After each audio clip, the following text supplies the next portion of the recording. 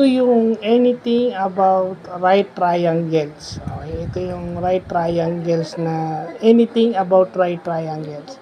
Area, yung pagkuha ng legs, yung hypotenuse which is yung stolen sides, yung catetus or yung legs na sinasabi, basta anything. Perimeter and area kasama.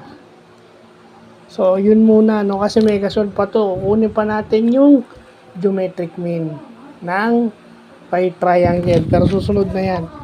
Ito yung perimeter niya. Ito yung perimeter niya. Ayan. Ayan yung perimeter niya. Ang formula is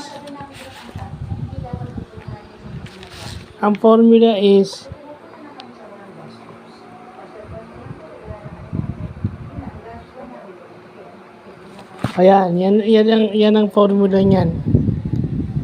Perimeter ng right triangle. So, maganda at natututunan natin yan. Ang kasunod niyan, geometric mean. So, yun lang pa.